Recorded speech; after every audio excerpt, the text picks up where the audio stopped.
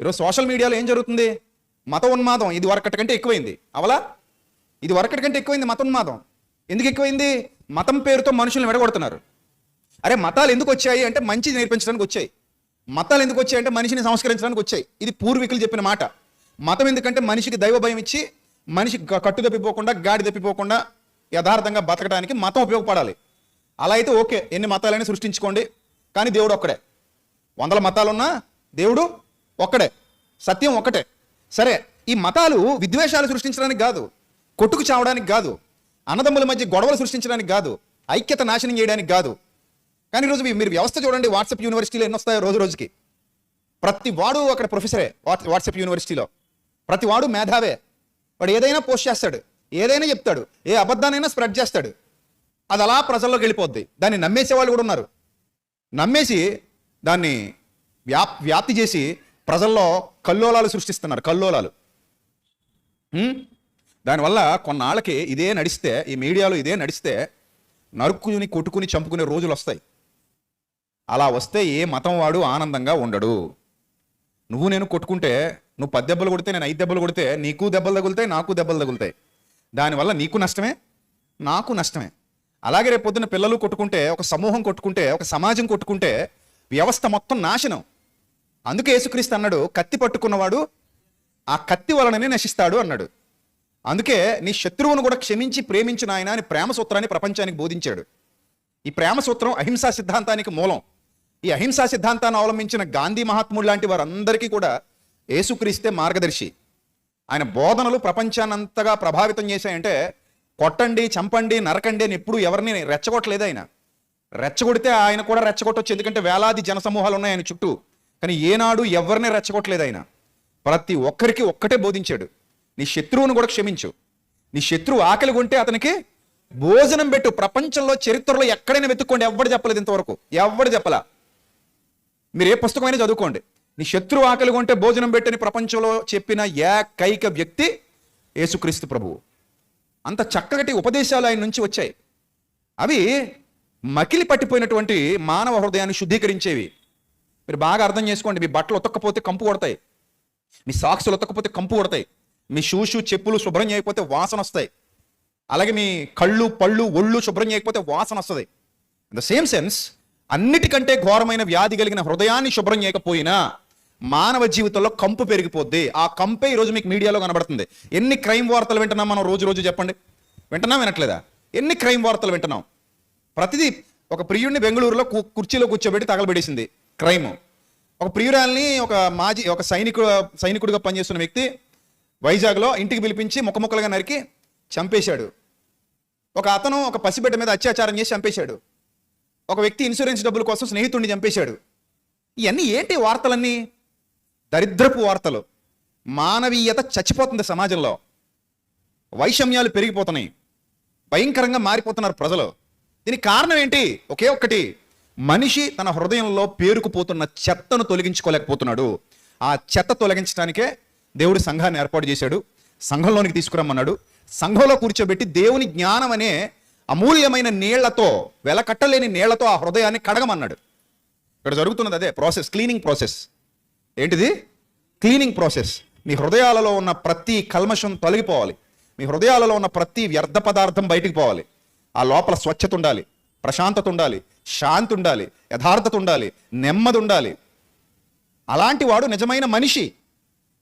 ఏ మనిషిలో అయితే స్వచ్ఛత ఉంటుందో, శాంతి ఉంటుందో, నెమ్మది ఉంటుందో, ప్రశాంతత ఉంటుందో వాడు మనిషి. అంటే కుట్రలతో, కుతంత్రాలతో, అసూయతో, ద్వేషంతో, కలహంతో, కపటంతో, మోసంతో రగిలిపోయేవాడు ఎవ్వడు కూడా మనిషి లెక్కల్లోకి రాడు. వాడు మనిషే కాడు. మనిషే కాకపోతే మనిషి ఎప్పుడు అవుతాడు? దైవత్వానికి ఎప్పుడు చేరువవుతాడు? కాబట్టి ఈ క్లీనింగ్ ప్రాసెస్ మస్ట్ అండ్ షుడ్గా చేపించుకోవాలి మనందరం. అర్థమైందా?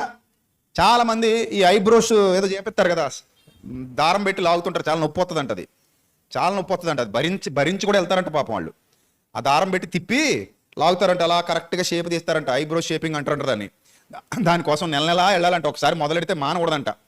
దానికోసం పాపం మానకుండా వెళ్తారు.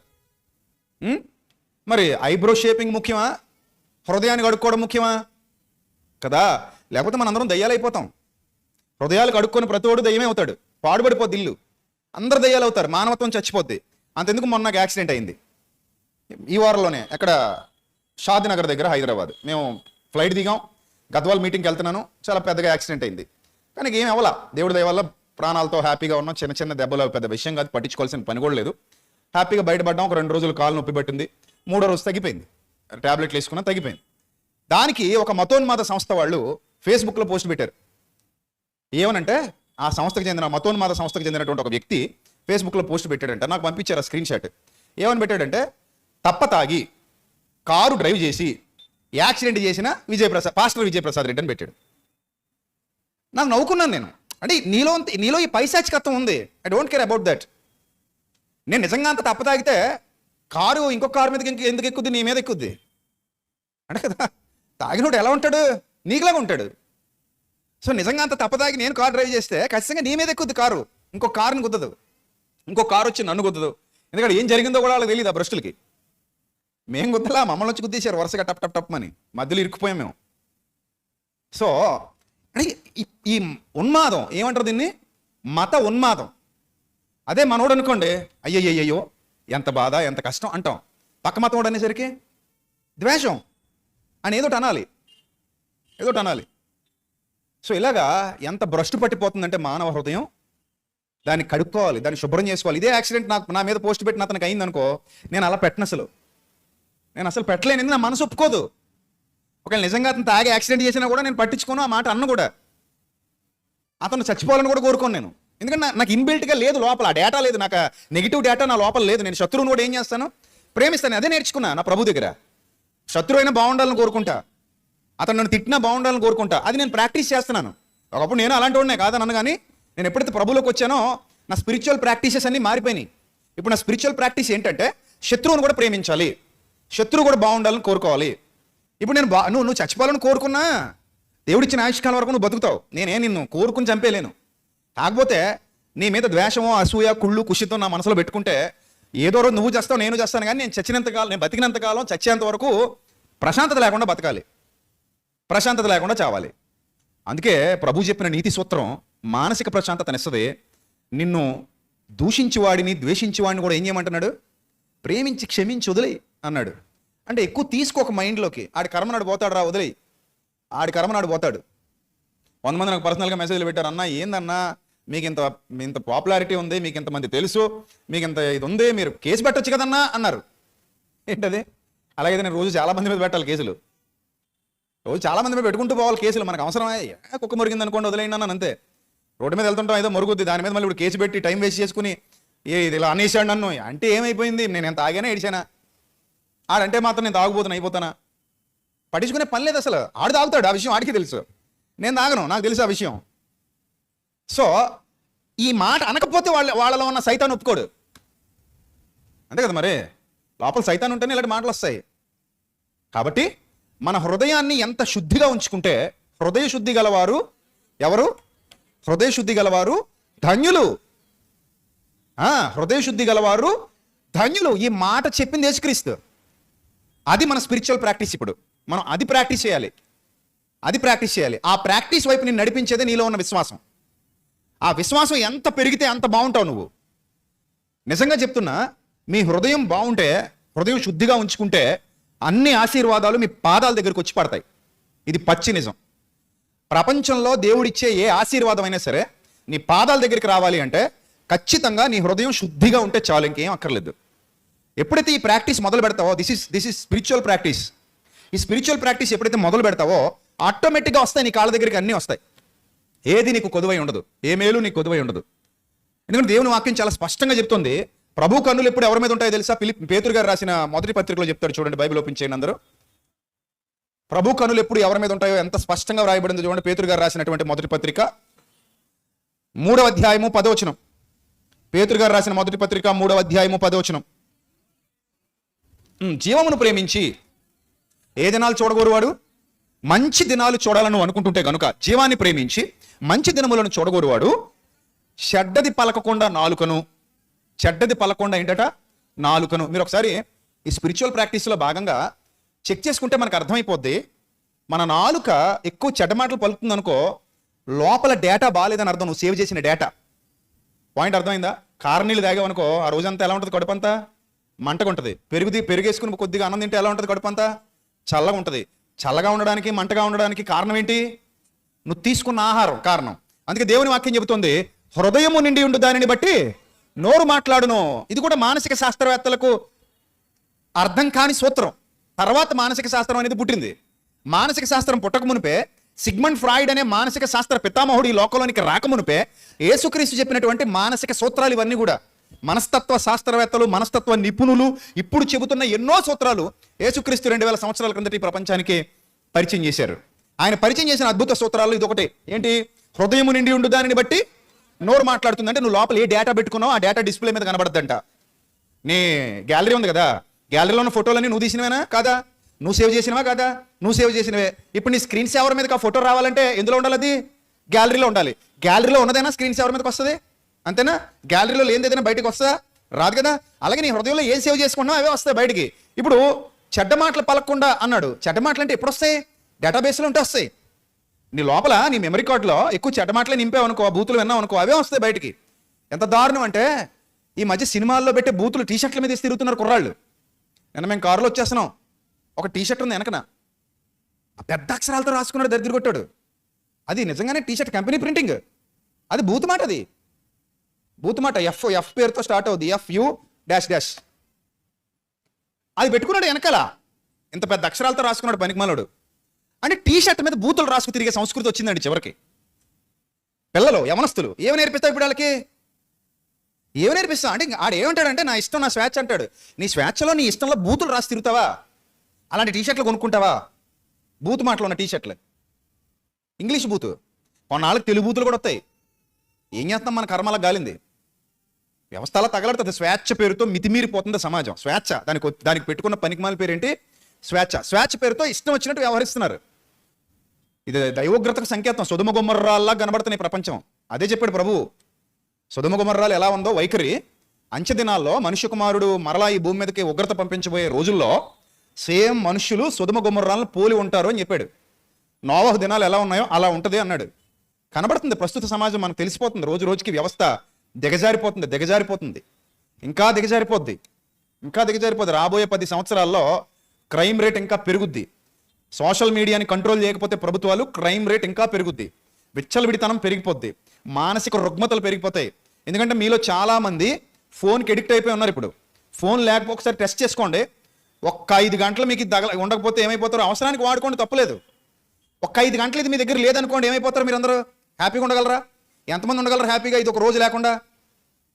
ఉండగలిగినోడు దాన్ని చూడండి, చేయి చూపించండి. నేను ఉండగలను, ఒక్క రోజు లేకపోయినా ఉండగలని. అబద్ధాలు చెప్పండి. అంటే కొంతమంది ఏంటి తెలుసా, ఈ మధ్య సంస్కృతి పొద్దున్న లేవగానే ఇమ్మీడియట్గా మంచం మీద దిగ్గానే ఏం తీస్తారు?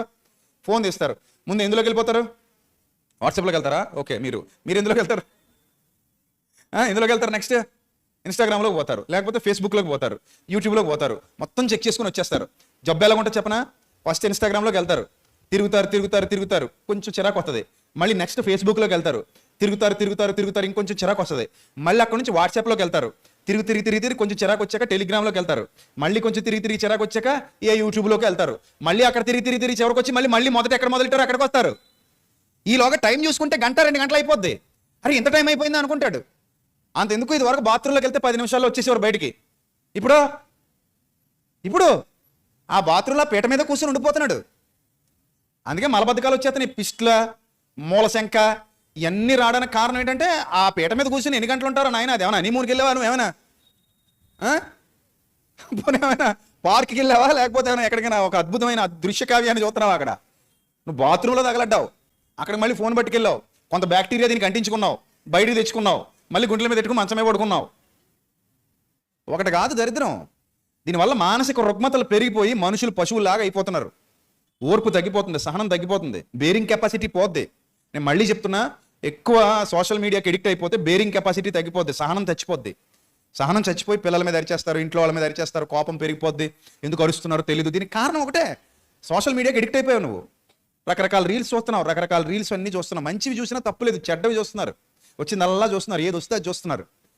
ఇంకో 10 సంవత్సరాల్లో ప్రపంచం ఎలా ఉండదు, ఇది పచ్చి నిజం. నాలాంటి వాళ్ళు 1,00,000 మంది పెరిగి బాధ్యత తీసుకుని ఇలా మాట్లాడుతూ సమాజాన్ని ఉతికారేస్తూ వెళితే తప్ప ఈ ప్రపంచాన్ని బాగు చేయడం ఎవడి వల్ల కాదు. అంత దారుణంగా ఉంది పరిస్థితి. కుర్రాళ్ళ నుంచి పెద్దవాళ్ళ వరకు ఎవరు పడితే వాళ్ళు అస్తవ్యస్తంగా తమ శరీరాలని ఆకృతుల్ని మార్చుకుంటూ పోతున్నారు. లోపల లోపల లోపల ఆకృతి ఎంత చండాలంగా తయారవుతుంది ఎవరికి తెలియట్లా. మనకి ఏదైనా కొంచెం ఇలా బొగ్గ వాచిపోయింది అనుకోండి, వెంటనే డాక్టర్ దగ్గరికి వెళ్తాం.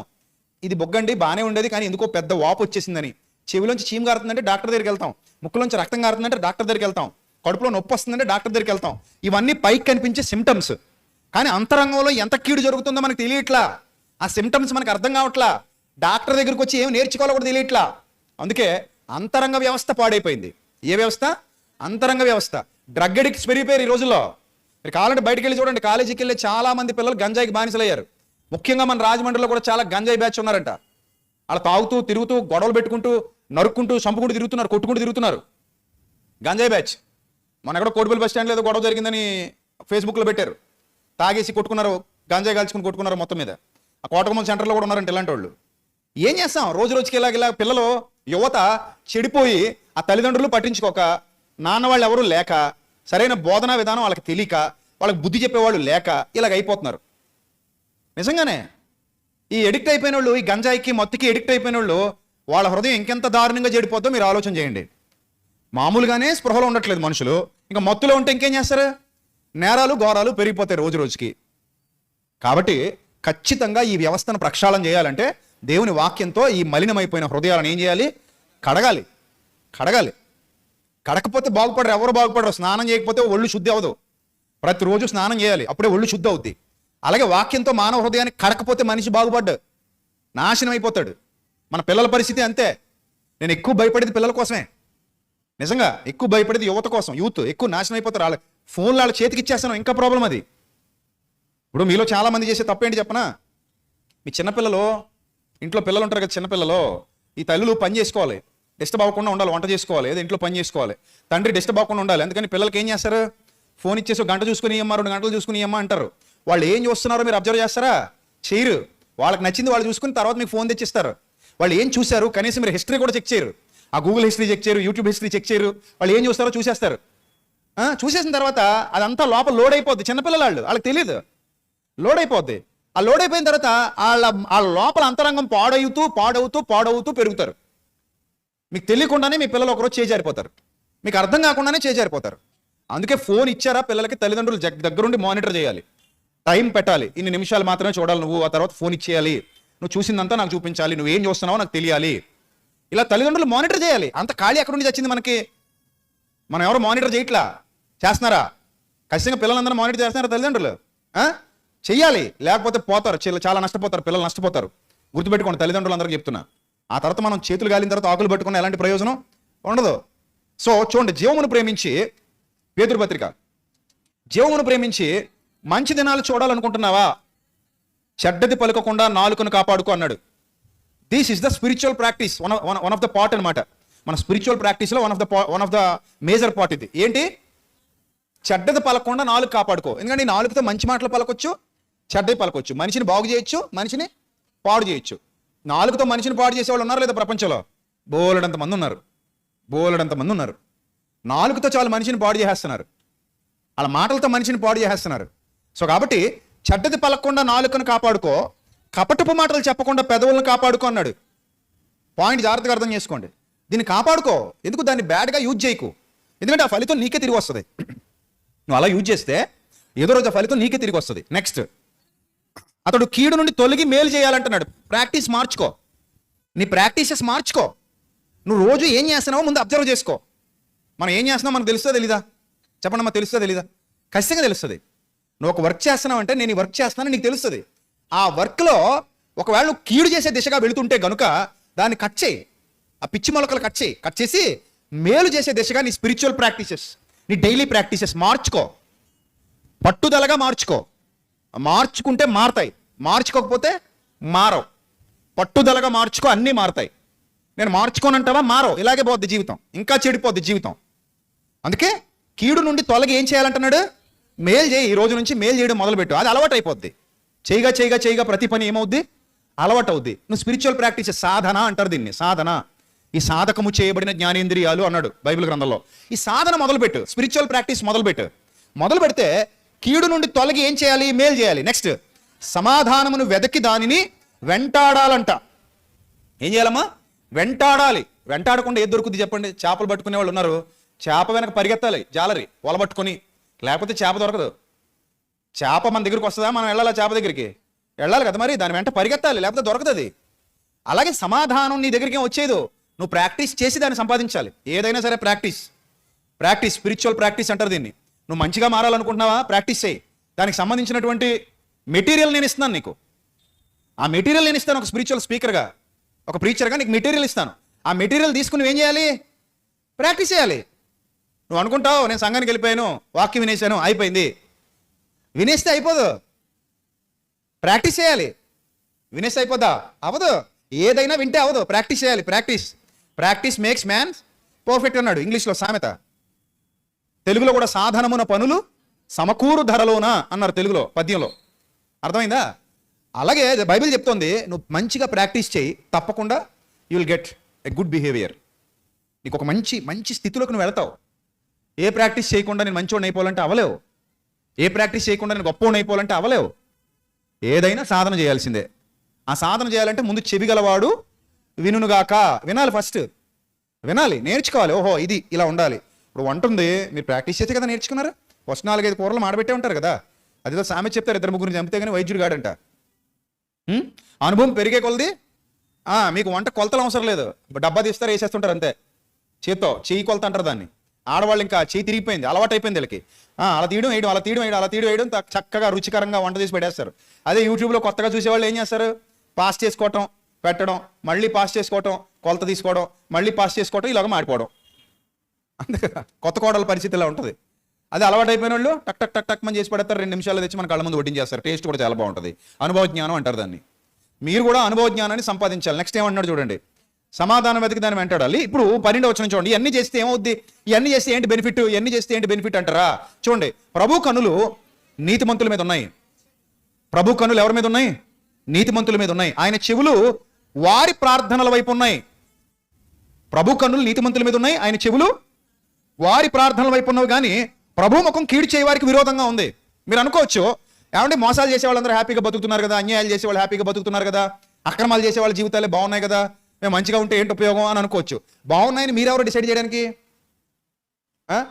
బాగున్నాయని మీరు ఎవరైనా డిసైడ్ చేయడానికి? నాకు తెలిసి ఇన్నాళ్ళ నా జీవిత అనుభవాల్లో రౌడీ షీటర్లు చచ్చిపోవడం చూసా, గ్యాంగ్స్టర్లు చచ్చిపోవడం చూసా, స్మగ్లర్లు చచ్చిపోవడం చూసా, చాలామంది మోసగాళ్ళి లోకల్ నుంచి వెళ్ళిపోవడం చూసా. వాళ్ళు చాలా సంపాదించారు, చాలా ఆస్తులు కూడబెట్టారు, చాలా కబ్జాలు చేశారు, చాలా మందిని చంపారు, చాలా జీవితాలను నాశనం చేశారు. వాళ్ళు ఈ భూమి మీద ఏమి శాశ్వతంగా ఉండిపోలా, వెళ్ళిపోయారు. వాళ్ళు లోకాన్ని విడిచిపెట్టి వెళ్ళిపోయారు.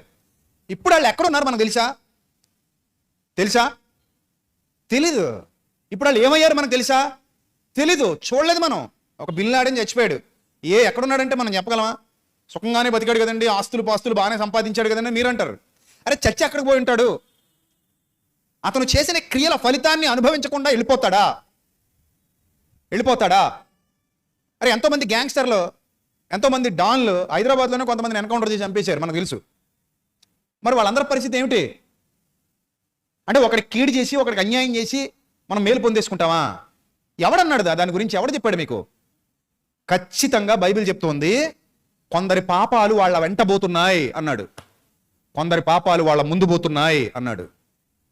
మనుష్యుడా, నువ్వేం విత్తుతావో ఆ పంట ఖచ్చితంగా కోసి తీరతావు, అందులో ఎలాంటి సందేహం లేదు. నువ్వు విత్తింది కోసి తీరాల్సిందే అని బైబిల్ చెప్తోంది. మనం అనుకున్నట్టు జీవితం ఉండదు. వాడు లోపల ఎంత నలిగిపోతున్నాడో, ఎంత పుచ్చిపోయిందో వాడి జీవితం, ఎంత భయానకంగా మారుతోందో, ఎంత దయ్యాల నిలయం అయిపోయిందో, ఎంత భయంకరమైన శిక్షకు పోబోతున్నాడో, రాబోయే జీవితం ఎంత భయానకంగా ఉండబోతుందో ఎవరికి తెలుసు? అందుకే నేను పాటలో రాశాను, దేవుడు ఉన్నాడు జాగ్రత్త అనే పాటలో ఒక భావం చెప్పాను. ఏమనంటే, భూమి మీద కేసు కొట్టేస్తారు మనిషి చచ్చిపోతే. పోలీసులు మనిషి చచ్చిపోతే భూమి మీద పోలీసులు ఏం చేస్తారు? కేసు కొట్టేస్తారు. నేను అంటాను బైబిల్ బోధిస్తూ, నువ్వు చచ్చిపోగానే ఇక్కడ కేసు కొట్టేశారు, అక్కడ కేసు ఓపెన్ చేశారంటాను. ఇక్కడ కేసు కొట్టేశారు, అక్కడ కేసు ఏం చేశారు? ఓపెన్ చేశారు. ఎందుకంటే నువ్వు ఇప్పుడు వెళ్ళావు అక్కడికి ఖైదీగా. ఎక్కడ ఖైదీవి? ఇక్కడ కేసు ఓపెన్లో ఉంది. ఇక్కడ చచ్చావు, కేసు క్లోజ్ అయింది. అక్కడ ఇప్పుడు ఓపెన్ అయింది కేసు, అక్కడ క్లోజ్ అవ్వదు. ఖచ్చితంగా దేవుని శిక్షా స్మృతిలో లెక్క ఖచ్చితంగా ఉంటుంది. అలా లేకపోతే ఈ ప్రకృతి లేదు, సృష్టి లేదు, సృష్టికర్త లేడు, ఈ ప్రకృతిని ప్రభుత్వాన్ని నడిపేవాడే లేడు. ఇంత ఖచ్చితంగా సూర్యుడు ఎందుకు తిరగాలి? ఇంత ఖచ్చితంగా భూమి ఎందుకు తిరగాలి? ఇంత ఖచ్చితంగా ఈ మహావిశ్వంలో, ఈ అనంతమైన విశ్వంలో ఒకదాన్నొకటి ఢీ కొట్టుకోకుండా ఇంత అనంతమైన వేగంతో ఈ భూమి, సూర్యుడు, చంద్రుడు, నక్షత్రాలు ఇవన్నీ కదులుతున్నప్పుడు ఇంత చక్కగా ఈ ప్రభుత్వాన్ని ఎవరు నడిపించాలి? ఎవరు నడిపిస్తున్నారు? వర్షం కురుస్తోంది, ఎండలు కాస్తున్నాయి, ఋతువులు వస్తున్నాయి, ప్రకృతి నియమాలన్నీ చక్కగా జరుగుతున్నాయి. సృష్టికర్త లేడనుకుంటున్నారా? దీని వెనక ఖచ్చితంగా ఉన్నాడు. ఆయన ఫలమిచ్చేవాడు, న్యాయవంతుడు, యథార్థవంతుడు. తప్పకుండా మనిషికి ఇవ్వాల్సింది ఇచ్చేస్తాడు. నువ్వు చేసిన దాన్ని బట్టి నీకు ప్రతిఫలం తప్పకుండా ఉంటుంది. నువ్వు మోసం చేసావా? మోసమే కోసుకుంటావు. అబద్ధమా? అబద్ధమే కోసుకుంటావు. అన్యాయమా? అన్యాయమే కోసుకుంటావు. ఎక్కడికి పోతుంది? నువ్వు విత్తిన దాన్ని తప్పకుండా ఏం చేయాలి?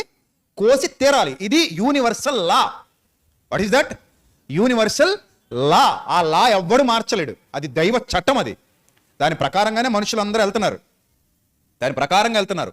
ఈ ప్రాసెస్లో దేవుని దృష్టి ఎవరి మీదకి వస్తుందంటే, ఎవడు నీతిమంతుడుగా ఉండడానికి ప్రాక్టీస్ చేస్తున్నాడో వాడి మీద. ఇప్పుడు మీకు విషయం చెప్తున్నాడు, ఓపెన్గా మాడుకుంటే 2010 వరకు నేను మారు మనసు పొందలా.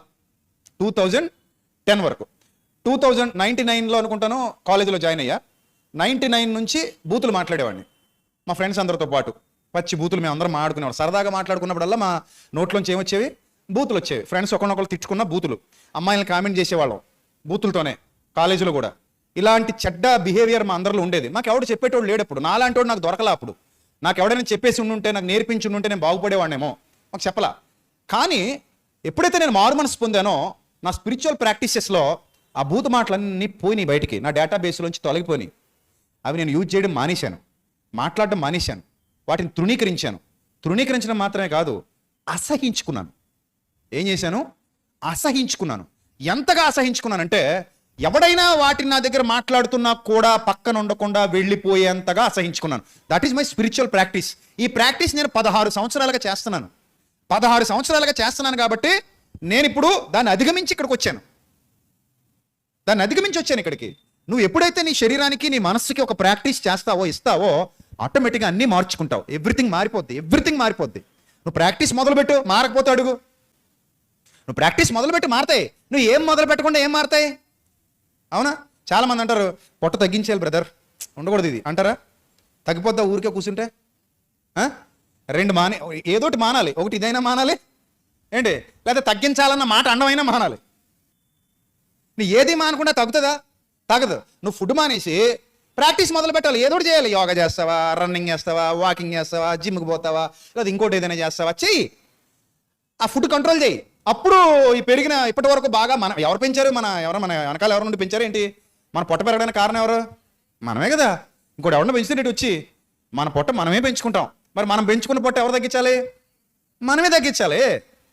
కానీ ఎవడో పోస్టర్ అంటే ఇస్తాడు, మీ పొట్ట తగ్గించబడును. ఆడు చుట్టూ తిరుగుతాం వెళ్ళి, ఇదిగో ఈ జ్యూస్ పొద్దునే తాగు, ఇది మధ్యాహ్నం తాగు, ఇదేమో సాయంత్రం తాగు, ఇదేమో గిలకొట్టుకుని తాగు అంటే, ఈ మధ్య నేను ఇదేదో తాగుతున్నాను బ్రదర్, తాగుతున్నాను కాబట్టి ఈ మధ్య తగ్గిపోద్దు బ్రదర్. నీ మొహం ఏం కాదు, నువ్వు ఇంట్లో ఉండి కూడా తగ్గించుకోవచ్చు. నువ్వు తగ్గించాల్సింది ఇది. ముందు పెట్టేది ఆపు, తక్కువ పెట్టు, ఎంత కావాలో అంత పెట్టు. దాని మీద నువ్వు ప్రయత్నం మొదలుపెట్టి ఏదోటి చెయ్యి. వాకింగ్ చేస్తావో, రన్నింగ్ చేస్తావో, ఎక్సర్సైజ్ చేస్తావో, యోగా చేస్తావో, ఏదోటి చెయ్యి. ముందు దాన్ని ప్రెజర్ పెట్టి ఆ పెరిగిపోయిన కొవ్వు అంతటిని ఏం చేయి, చెమట పట్టించి కరిగించు. అది ప్రాసెస్. సాధన అంటారు దీన్ని. ఏమంటారు? సాధన. ఈ ప్రాక్టీస్ ఒక 2 సంవత్సరాలు చేయి. కోర్ మొత్తం గట్టిగా అయిపోద్ది, మజిల్ మొత్తం గట్టి పడుతుంది. అది పద్ధతే. ఇప్పుడు నువ్వు చెడుతానని వదిలేయాలి. ఏం చేస్తే వదలగలవు? మంచిని ప్రాక్టీస్ చేయాలి. చీకటి పోవాలి. అక్కడ ఏమేయాలి? లైట్ వేయాలి. లైట్ వేయకుండా చీకటి ఎందుకు పోద్ది? నువ్వు ఒకటి బయటికి గంటాలనుకున్నావు అంటే దానికి వ్యతిరేకమైంది అక్కడ పంపించాలి. మురికి పోవాలంటే పినాయిల్ వెళ్ళాలి, అంతే కదా. మచ్చలు పోవాలంటే లైజాలు వెళ్ళాలి. చీకటి పోవాలంటే వెలుగెళ్ళాలి. కీడు పోవాలంటే మేలు వెళ్ళాలి. చెడుతనం పోవాలంటే మంచితనం రావాలి. చెడ్డ హృదయం మారాలంటే దేవుని వాక్యం అక్కడికి రావాలి. దేవుని వాక్యం రాకుండా ఏ హృదయం ఎప్పటికీ మారదు. No doubt at all. అందులో మీరు వచ్చి కొన్ని సందర్భాల్లో కొంతమంది అంటారు, అనయ్య మా అబ్బాయి మారాలని ప్రార్థన చేయండి అనయ్య అంటారు. అబ్బా ఏం అడిగారండి అనిపిస్తుంది నాకు. ఏంటట? మా అబ్బాయి మారాలని ఏం చేయాలి? ప్రార్థన చేయాలి. యేసు ప్రభు పరలోకంలో ఉండి మనందరి కోసం ప్రార్థన చేస్తే అయిపోయేదిగా. అయిపోయేదా? అవ్వదు కనుకనే ఏం చేశారు? ఆయన నేరుగా వచ్చి మనతో కమ్యూనికేట్ చేశారు. వినుట వలన అది ముందు వినాలి కదా.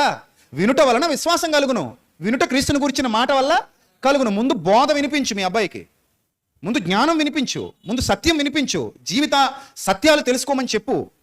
ఆ ప్రసంగాలు తీసుకెళ్ళి అతని కళ్ళ ముందు పెట్టు. అతను వింటే అప్పుడు వస్తుంది మార్పు. వినకుండా ఎవరిలో ఏ మార్పు రాదు. ముందు వినాలి, వినాలంటే అర్థమయ్యేలా చెప్పాలి. చెప్పకుండా ఎవ్వరూ మారరు. మార్పు అంటే అదేది చొక్కా తీసి చొక్కా తొడిగేసినట్టు కాదు, అదొక సమాధి కార్యక్రమం లాంటిది. చచ్చి బతకటం మారడం అంటే ఏమవడం? చచ్చి బతకటం మారడం అంటే చచ్చి బతకటం. నేను అందుకే ఎన్నోసార్లు చెప్పాను మీకు, ఒక గొంగళ పురుగు సీతాకోక చిలక అవడం అంత ఈజియెస్ట్ ప్రాసెస్ కాదు. చాలా కష్టతరమైన ప్రాసెస్లో గొంగళ పురుగు సీతాకోక చిలకగా మారుతుంది. అసహించుకున్న స్థితిలో నుంచి అందరూ గౌరవించే స్థితికి వెళ్ళిందంటే అది చాలా టఫెస్ట్ ప్రాసెస్. అది ఆ ఛాలెంజ్ తీసుకుంది. మరి ఈరోజు మీలో ఎంతమంది ఈ వాక్యం విన్న తర్వాత ఛాలెంజ్ తీసుకోవడానికి సిద్ధంగా ఉన్నారు? ఏ ఛాలెంజ్? ఏ ఛాలెంజ్? మనలో ఉన్న నచ్చని బ్యాడ్ క్వాలిటీస్ని ఖచ్చితంగా పట్టుదలతో నేను ఏం చేసుకోవాలి? చేంజ్ చేసుకోవాలి. ఇఫ్ ఇన్ కేస్ నువ్వు ఒకవేళ బూతులు మాట్లాడుతూ ఉంటే, ఎప్పటికి కూడా ఉంటారు, ఉండకుండా ఉంటారు. ఒకవేళ బూతులు మాట్లాడుతూ ఉంటే ఖచ్చితంగా నిబంధన చేసుకో, నేను ఈ రోజు నుంచి ప్రాక్టీస్ మొదలు పెడతా, నేను ఇంకా మంచి మాటలే మాట్లాడతాను, చెడ్డ మాటలు మాట్లాడను అని నువ్వు గట్టి నిర్ణయం తీసుకోవాలి. దాని మీద ఏం చేయాలి? ప్రాక్టీస్ చేయాలి. ఇంకో విషయం చెప్తున్నాను చూడు, నువ్వు ఆ ప్రాక్టీస్ చేయాలనుకున్నప్పుడు ఆ వాతావరణంలోకి వెళ్లకుండా ఆగగలగాలి. ఏ వాతావరణం? నీకు ఆల్రెడీ ఒక నలుగురు ఎవరో కోతుముక్కలు ఉంటారు, 5గురు, వాళ్ళతో కలిసామనుకోండి, ఏదో జోగి రాసుకుంటే బూడిద రాలింది అన్నట్టు మనల్ని తగలేసేవాళ్ళు వాళ్ళే. ఈ సాహచర్యం నన్ను పాడు చేస్తుంది, వీళ్ళు చెడ్డగా ఉన్నారు, వీళ్ళ బిహేవియర్ బాగాలేదు అనుకుంటే నువ్వు అక్కడికి వెళ్ళడం ఆపు. కొన్నాళ్ళు ఆపావనుకో, ఆ ఇంపాక్ట్ నీ మీద పడదు. అక్కడికి వెళ్లకుండా చూసుకో. తడిసిపోకుండా ఉండాలంటే వర్షంలోకి వెళ్ళకూడదు, అంతే. వెళ్ళాల్సిన పరిస్థితి వచ్చిందా రెయిన్ కోట్ గొడుగో వేసుకుని వెళ్ళాలి. నాకు బోలెడంత మంది ఫ్రెండ్స్ తెలుసా మీకు? నా ఫ్రెండ్ సర్కిల్ ఎంత పెద్దదంటే అసలు లెక్క చాలా శాంతాడంత ఉంటుంది. అంత పెద్ద సర్కిల్లో ఏరి కోరి పక్కకెట్టి గీతలు పెట్టి టిక్కులు పెట్టి పక్కకు తీస్తే ఓ 10 మంది వస్తారేమో కొంచెం జాగ్రత్తగా ఉండేవాళ్ళు. మిగిలిన వాళ్ళు కొంచెం ఉంటారు వెరైటీగా. అప్పుడు ఏం చేయాలి మనం? వద్దులేరా నాయన, నాకు వద్దు, నా వల్ల మోటివేట్ అయ్యేలా ఉంటే చెప్పు, నేను నీతో కలుస్తా. అర్థమైందా? నీ వల్ల నేను మోటివేట్ అవ్వాల్సిన పరిస్థితి వస్తే నువ్వు నాకు వద్దు. నన్ను చెడగొట్టేవాడుగా ఉంటే నువ్వు నాకు వద్దు. నా వల్ల బాగుపడేవాడిగా ఉంటే నేను నీతో ఉంటా. ఇప్పుడు మీరు మీ ఫ్రెండ్ సర్కిల్ని అంచనా వేసుకోండి. అలాగే నేను మాట్లాడొద్దు, దూరంగా జరిగిపోవడం చెప్పట్లేదు సుమా. ఆ ఇంపాక్ట్ నీ మీద పడకుండా చూసుకోండి. మీ ఇంపాక్ట్ వాళ్ళ మీద పడేలా మీరు మారండి. ఇప్పుడు నాతో నా ఫ్రెండ్స్ చాలా మంది ఏమంటారు తెలుసా? వాళ్ళు ఇచ్చిన సాక్ష్యం, నేను ఇచ్చిన సాక్ష్యం కాదు ఇది. వాళ్ళు ఇచ్చే సాక్ష్యం ఏంటో తెలుసా? విజయ్, అసలు నువ్వు ఆ విజయవేనా అనుకుంటాం మేము అంటారు. అసలు నువ్వు తనేనా అని అనుకుంటాం మేము. ఎంత ట్రాన్స్ఫర్మేషన్ అయిపోయావు నువ్వు, ఎంత మారిపోయావు నువ్వు, ఎంత అసలు నీ ఆలోచన విధానం ఏంటి ఎలా అయిపోయింది? ఆ ఇన్స్టాగ్రామ్లో రీల్స్ చూస్తున్నప్పుడు లేదా యూట్యూబ్లో వీడియోలు చూస్తున్నప్పుడు ఇటు మనోడేనా అని ఆశ్చర్యపోతూ ఉంటాం మేము అని అంటారు వాళ్ళు. అంటే నాలో వచ్చిన ఆ మార్పు వాళ్ళకి ఎలా కనబడుతుంది? అంత స్పష్టంగా కనబడుతుంది. నా వైఖరి, నా ఆలోచన విధానం, నా బోధన విధానం ఇవన్నీ చూసి ఈడేనా అని అనుకుంటున్నారు వాళ్ళు. ఎందుకు? ఒకప్పుడు వాళ్ళతో నీ పాత వ్యక్తి ఈరోజు ఎలా మారాడు? సరికొత్తగా మారాడు. ఊరికే మారిపోతారా? ప్రాక్టీస్. ఎన్ని సంవత్సరాలు ప్రాక్టీస్ చేసి ఉంటాను నేను ఇంతలా బైబిల్ చదవడానికి, ఎన్నిసార్లు ఈ బైబిల్ గ్రంథాన్ని ధ్యానించి ఉంటాను. నా బైబిల్లో మీరు చూస్తే ప్రతి పేజీలో నోట్స్ ఉంటాయి. ఇలానే ఉంటుంది నా బైబిల్, ప్రతి పేజీ ఇలానే ఉంటుంది. ఏ పుస్తకమైనా చూడండి నా బైబిల్లో ప్రతి పేజ్ ఉంటుంది ఇలాగ. అంటే నోట్స్ ఉంటాయి, రాసుకున్న ఉంటాయి. పోనీ ఇంకో బుక్ చూపిస్తాను చూడండి, ఇంకో హెబ్రీ పత్రికల్ని ఇలాగే ఉంటుంది. అంటే నేను ఎన్ని రోజులు ఈ ప్రాక్టీస్ చేస్తే నా బైబిల్ ఎలా ఉంది? మీ బైబిల్ ఎలా ఉందా? ప్రతి పేజ్ ఉంటుందా మీ బైబిల్? ఎలాగా ఉండదుగా? అంటే మీరు ప్రతి పేజీని ధ్యానించలేనట్టేగా. అంటే ప్రతి పేజీని ధ్యానించుకుంటూ ఏ పుస్తకంలోకి వెళ్ళినా, ఏ పత్రికలోకి వెళ్ళినా మ్యాక్సిమం నా బైబిల్ ఇలా ఉంటుంది. అంటే నేను ఎంత స్పిరిచువల్ ప్రాక్టీస్ ఈ 16 సంవత్సరాల్లో, ఇది నాకు 4వ బైబిల్ ఈ 16 సంవత్సరాల్లో. ఇప్పటికి నా విశ్వాస యాత్రలో 3 బైబిళ్ళు బాగా నలిగిపోయి, చిరిగిపోయి, బాగా ఇబ్బంది అయిపోతే పక్కన పెట్టా.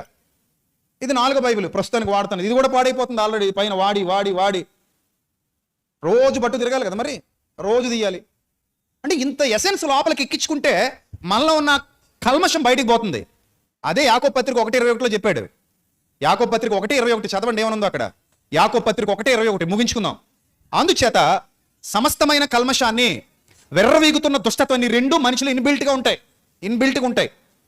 ఆల్రెడీ మనకి నరుని హృదయాలోచన వాని బాల్యం నుండి చెడది. మనకి చిన్నతనం నుంచి కూడా ముందు దేనికి ఇంపాక్ట్ అయిపోయామంటే చెడుకి మనకు తెలియకుండానే ఇంపాక్ట్ అయిపోయాం. మన మీద పడిపోయింది అది, ఆ ఇంపాక్ట్ మన మీద పడిపోయింది. చెడుకి అట్రాక్ట్ అయిపోయాం, చెడుకి కనెక్ట్ అయిపోయాం. సో దానివల్ల మనం ఎక్కువ చెడు లోపల పెట్టేసుకున్నాం. మంచి కంటే కూడా ఎక్కువ ఏం పెట్టేసుకున్నారు మనుషులు? చెడు పెట్టేసుకున్నారు. ఆ విషయాన్ని ఇక్కడ స్పష్టంగా చెప్తే ఏమన్నాడు యాకోబు పత్రిక 1:21లో? మీరు సమస్త కల్మషాన్ని, విర్రవీగుతున్న దుష్టత్వాన్ని మాని లోపల ఈ ఔషధం పడాలంటున్నాడు. లోపల నాటబడి మీ ఆత్మలను రక్షించుటకు శక్తి గల వాక్యాన్ని సాత్వికంతో యాక్సెప్ట్ చేయండి. యాక్సెప్ట్ చేయ ఫస్ట్. వాక్యం వింటే సరిపోదు, దాన్ని యాక్సెప్ట్ చేయాలి, దాని ప్రకారంగా ప్రవర్తించాలి, ప్రాక్టీస్ చేయాలి. ప్రాక్టీస్ చేయకుండా రాదు, ఏది రాదు. మళ్ళీ చెప్తున్నా, ఏది రాదు. ప్రాక్టీస్ చేయకుండా ఏది రాదు. You need to practice. నేను వింటా వెళ్తా వస్తా పోతా అంటే ఇలానే ఉంటావు, నువ్వు ఎప్పటికీ ఇలానే ఉంటావు. నీకు ఆశీర్వాదాలు రావు, ఏ ఆశీర్వాదం రాదు నీకు. నువ్వు ఎప్పుడైతే ప్రాక్టీస్ మొదలు పెడతావో, ఈరోజు మెల్లిగా స్టార్ట్ చేయి. ఈరోజు ఏం విన్నావు? భాష విషయంలో కంట్రోల్ అవ్వాలని విన్నావు కదా. మీలో బూతులు మాట్లాడేవాళ్ళు ఎవరైనా ఉన్నారు? అప్పుడప్పుడు మాట్లాడేవాళ్ళు చేయి చూపించండి, ఇబ్బంది లేదు. 1 2 3 4 5 6 ఇంకా మీలో కూడా ఉంటారు. మీరు వద్దులండి, నేను చెయ్యెత్తి సిగ్గుపడిపోతారు. ఉంటే ఉండనివ్వండి, అలాగా బయట కూడా ఉండే ఉంటారు. సరే, ఇప్పుడు విషయం ఏంటంటే నేను మీ ప్లేస్లో నుంచి వచ్చా. నేనేం పుణ్యపురుషున్నో ఉత్తమ పురుషున్నో కాదు, పైనుంచి దిగి రాలేదు. నీతిమంతుడు లేడు, ఒక్కడు కూడా లేడు. అందరూ పాపం చేసి దేవుడు అనుగ్రహించే మహిమను పొందలేకపోయారు. నేను ప్రాక్టీస్ చేసి ఈ స్టేజ్కి వచ్చా. మీరు ప్రాక్టీస్ మొదలు పెట్టండి ఈ రోజు నుంచి. ఇదేం పెద్ద గొప్పదేం కాదు కదా. మనం ట్రై చేస్తే ఖచ్చితంగా ఏం చేయగలం? సాధించగలం. దేంతో నిబంధన చేసుకోవాలి? ఇప్పుడు నాలుకతో, హృదయంతో ఒక నిబంధన చేసుకోండి. ఈరోజు నేను వాక్యం విన్నాను. ఏం విన్నాను? చెడ్డ మాటలు పలుకకుండా జీవమును ప్రేమించి మంచి దినాలు చూడగోరువాడు. మళ్ళీ చదవండి ఆ మాట. 10వ వచనం, పేతురు గారు రాసిన మొదటి పత్రిక 3:10 ముగించుకుందాం. మళ్ళీ చదవండి ఆ మాట. జీవమును ప్రేమించి మంచి దినాలు చూడాలనుకున్నా. ఎంతమందికి మంచి దినాలు చూడాలని ఉంది? నా లైఫ్లో మంచి రోజులు రావాలనుకుని ఎంతమంది అనుకుంటున్నారు? సూపర్ కదా. ఇంత మంచి ఆలోచన ఉన్నప్పుడు మంచి ప్రాక్టీస్ చేసే తప్పేంటి? మీ అందరికీ మంచి జరగాలని ఉంది కదా. నా జీవితంలో మంచి జరగాలి, మంచి దినాలు నేను చూడాలని అందరికీ ఉంది కదా. మరి అందరికీ ఉంటే ఆ ప్రాక్టీస్ మొదలు పెట్టండి. You will get that. నువ్వు దాన్ని పొందుకుంటావు. నీకు తప్పకుండా వస్తుంది, ఖచ్చితంగా వస్తుంది. దేవుడు అబద్ధం ఆడువాడు కాడు, ఆయన మాట ఇచ్చి తప్పేవాడు కాడు. నువ్వు ఖచ్చితంగా ఈరోజు నిలబడు. ప్రభువా, ఈ మాట నా జీవితంలో నెరవేర్చు తండ్రి. నేను ఇలా చేస్తాను. గతంలో కూడా చెప్పాను, వాగ్దానం చీటీ ముక్క తీసుకుంటే రాదు. December 31 నైట్ 15 రూపాయలకి 50 రూపాయలకి అమ్మేస్తారు చూసారా మన వ్యాపారస్తులు. నీ బైబిల్లో ఉన్న మొక్క నీకు అమ్ముతారు. ఏంటి అది? నీకు వర్కౌట్ అవ్వదు. అది తీసా, చేత్తో పట్టుకు ప్రార్థన చేసి ఇది నెరవేరాలి, అవ్వదు. ప్రతి వాగ్దానం ఆజ్ఞతో ముడిపడి ఉంది. ఆజ్ఞ పాటించకుండా వాగ్దానాలు రావు. బాగా గుర్తుపెట్టుకోండి. ఆజ్ఞ పాటిస్తేనే ఏమొస్తుంది? వాగ్దానం వస్తుంది. ఆజ్ఞ లేకుండా వాగ్దానం రాదు. మనం ఏమనుకుంటాం? చీటి ముక్క తీసాం కదా, వచ్చేస్తుంది, ఇది నాది అనుకుంటాం. రాదలగా. ఆజ్ఞ పాటిస్తేనే వాగ్దానం వస్తుంది. ఇప్పుడు దీర్ఘాయుష్మంతుడు అవ్వాలంటే ఏం చేయాలంట? తల్లిని తండ్రిని ఏం చేయాలంట? సన్మానించాలి. నేను తల్లిని తండ్రిని సన్మానించకుండా నేను దీర్ఘాయుష్మంతుడిని అవుతాను వాగ్దానం తీసుకుని ప్రార్థన చేస్తే అవుతానా? అవ్వను. నేను దీర్ఘాయుష్మంతుడిని అవ్వాలంటే ఆజ్ఞతో ముడిపడింది వాగ్దానం. ఏ ఆజ్ఞతో ముడిపడింది? నేను తల్లిని తండ్రిని సన్మానిస్తే నేను దీర్ఘాయుష్మంతుడిని అవుతాను, దేవుడు నాకు ఇస్తాడు వాగ్దానం. నేను సన్మానించిన ప్రభా, 15 రూపాయలు 20 రూపాయలు 50 రూపాయలు పెట్టి చర్చిలో సీటు మొక్క కొన్నాను ప్రభా, కొని ప్రార్థన చేస్తున్నాను, నన్ను దీర్ఘాయుష్మంతుడిని చేసేయి అంటే చేస్తాడా? నువ్వు ముందెళ్ళి నీ తల్లిని తండ్రిని సన్మానించు, అప్పుడు వచ్చి నన్ను అడుగు, నేను నీకు ఆ వాగ్దానం ఇస్తానంటాడు. ఇన్ ద సేమ్ సెన్స్, నీకు మేలు జరగాలి, మంచి దినాలు చూడగోరువాడు, జీవమును ప్రేమించి మంచి దినాలు చూడగోరువాడు, చెడ్డది పలకకుండా నాలుకను, కపట మాటలు చెప్పకుండా పెదాలని కాచుకుంటే నీకు ఇస్తా. వాగ్దానం కావాలంటే ఆజ్ఞ నెరవేర్చు. ఆజ్ఞ ఏమిటి? పెదాలు కాచుకో, నోటిని కాచుకో, ఇది ఆజ్ఞ. వాగ్దానం ఏంటి? మంచి దినాలు చూస్తావు. పాయింట్ అర్థమైందా? ఆజ్ఞ ఇది, వాగ్దానం అది. నువ్వు మంచి దినాలు చూస్తావా? అయితే ఇదిగో ఇలా ఈ ప్రాక్టీస్ చేయి. ఈ ప్రాక్టీస్ చేస్తే నీకు మంచి దినాలు తప్పకుండా నేను ఇస్తానన్నాడు దేవుడు.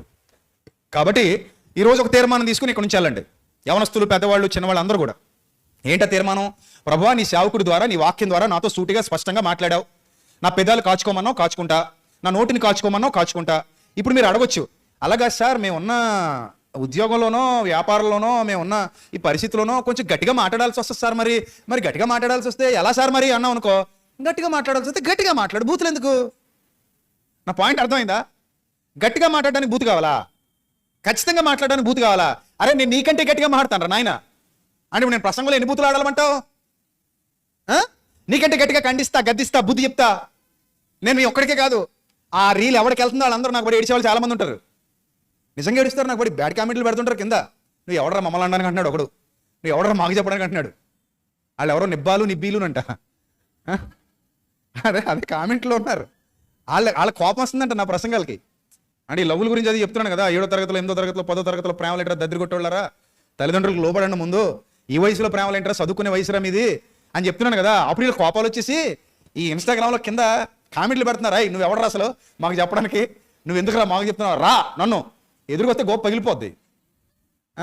అక్కడెక్కడో ఉండి నువ్వు ఎవడరా మాకు చెప్పడానికి అంటే వాళ్ళ అమ్మా నాన్నలు గౌరవించమని చెప్పినా కూడా వాళ్ళకి ఏమొచ్చేస్తుంది, నొప్పి వచ్చేస్తుంది. వీళ్ళు ఇలాంటి వాళ్ళు నమ్మకండి, 2 గులాబీలు తిరుగుతుంటారు మీతో, ఇలాంటి వాళ్ళు నమ్మకండి, ముందు చదువుకోండి అమ్మాయిలారా అని చెప్పాను. వీడు ఎవడో తిరుగుతున్నాడు అనమాట, బ్యాచ్లో ఉన్నాడు అనమాట. వీడు అమ్మ బాబాయ్ నా లవర్ కానీ వీడియో చూసిందంటే నేను పక్కన ఇట్టద్దు అనుకున్నాడేమో, నన్ను తిడుతున్నాడు కిందకు వచ్చి. నేను అలా అయితే నేను ఎన్ని బూతులు తిట్టాలి, అవసరం లేదు. మనం ఏదైనా చెప్పాలనుకున్నప్పుడు బూతక్కర్లా, పిల్లల విషయంలో కూడా బూతక్కర్లా. ఏం చేయొచ్చు, మాట ఖచ్చితంగా చెప్పొచ్చు, స్ట్రాంగ్గా చెప్పొచ్చు, సూటుగా చెప్పొచ్చు. అంత దరిద్రం బూతులు మాట్లాడక్కర్లా, పచ్చి బూతులు వినడానికి కూడా చెవులు పగిలిపోయేలా జుగుప్సాకరమైన మాటలు మాట్లాడి మన కమ్యూనికేషన్ చేయాల్సిన అవసరం లేదు. అర్థమైందా? విషయాన్ని సూటిగా స్పష్టంగా అర్థమయ్యేలాగా. ఒక్కోసారి కోపం వచ్చింది అనుకో, ఘాటుగా చెప్పు, తప్పులేదు. కోపం వస్తుంది, కోపం సహజం. ఘాటుగా చెప్పు, విషయం కరెక్ట్గా చెప్పు, అర్థమయ్యేలా చెప్పు. అంతేగాని 2 బూతులు యాడ్ చేసి మసాలా యాడ్ చేసి చెప్పాల్సిన అవసరత లేదు. సో ఈ రోజు నుంచి ఎంతమంది ప్రాక్టీస్ చేస్తారు? ఇందాక చేతులు ఎత్తిన వాళ్ళు చేస్తారు కదా, ఖచ్చితంగా చెయ్యండి. మాట ఇచ్చి వెళ్ళిపోవడం కాదు. మీకు మంచి దినాలు కావాలొద్దా చెప్పండి ఫస్ట్. కావాలా? అందరికీ మంచి దినాలు కావాలా? ఇది నిజమే కదా, దేవుని నమ్ముతున్నారు కదా, మీరు దేవుని వాక్యాన్ని నమ్ముతున్నారు కదా. మంచి దినాలు కావాలనుకుంటే ఈ రోజు నుంచే ప్రాక్టీస్ మొదలు పెట్టండి. You will get a wonderful life.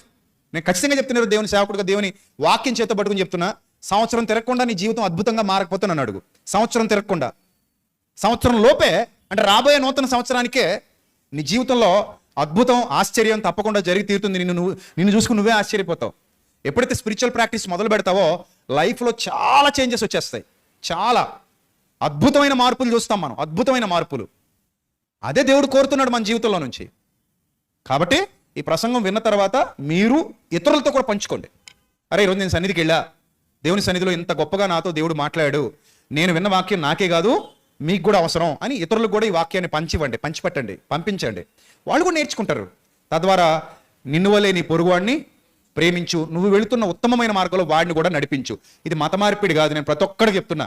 నేను క్రిస్టియానిటీలో ఉండి ఇక్కడికి వచ్చినోడు ఎవరిని మతాలు మార్చట్లా, హృదయాలు కడుగుతున్నాను. నేను ఇక్కడికి వచ్చిన వాళ్ళు ఎవరిని మతోన్మాదులుగా చేయట్లా, పక్క మతం మీద దాడి కుసుకోల పట్ల, పక్క దేవుళ్ళను దేవతలను తిట్టండ్రా తిమ్మండ్రా అని చెప్పట్లా. నేను ఏం చెప్తున్నా, హృదయాలు కడుక్కోండ్రా, అందరినీ ప్రేమించండి, ముందు మన హృదయం బాగు చేసుకుందాం, మన ఆత్మీయ జీవితాన్ని కట్టుకుందాం, మన కుటుంబాన్ని కట్టుకుందాం. ఇది మాత్రమే ఇక్కడ చెప్తున్నాం. ఇక్కడ ఎవరిని నాశనం చేయట్లా, ఎవరిని పాడు చేయట్లా, ఎవరిని ఇబ్బంది పెట్టట్లా, ఎవరిని ఉగ్రవాదుల్లాగా మార్చట్లా. ఇది క్రైస్తవ్యం గొప్పతనం. అంటే కొంతమంది క్రైస్తవులకు దేవుడు అర్థం కాకపోవడం వల్ల తప్పు మార్గంలోకి వెళుతున్నారేమో నాకు తెలియదు. కొంతమంది బోధకులకు బైబిల్ అర్థం కాకపోవడం వల్ల ఈ డబ్బు చుట్టూ తిరుగుతున్నారేమో నాకు తెలియదు. నేను చెప్పే బోధ ఒకటే, మీ హృదయాలు శుద్ధీకరించే బాధ్యత దేవుడు నాకు ఇచ్చాడని నేను బలంగా నమ్ముతున్నా. నా దగ్గర కూర్చున్న ఏ ఒక్కరిని నేను మోసం చేయను, నా దగ్గర కూర్చున్న ఏ ఒక్కరిని నేను తప్పుదారి పట్టించను. నాకు దేవుడిచ్చిన ప్రతి బిడ్డని సత్యంలో నిలబెట్టి వాళ్ళ అంతరంగాన్ని కట్టి దేవుని ఎదుట నిలబెట్టాలన్న నిశ్చయతతో, ఆ సంకల్పంతో, ఆ పిలుపుతో నేను సేవలోకి వచ్చాను. ఆ పిలుపు మీద ఆధారపడి నేను సేవ చేస్తున్నాను. కాబట్టి మీరు విన్న ప్రతి మాట మీ ఆత్మీయ జీవితాన్ని కట్టేది, నిలబెట్టేది, బలపరిచేది, స్థిరపరిచేది.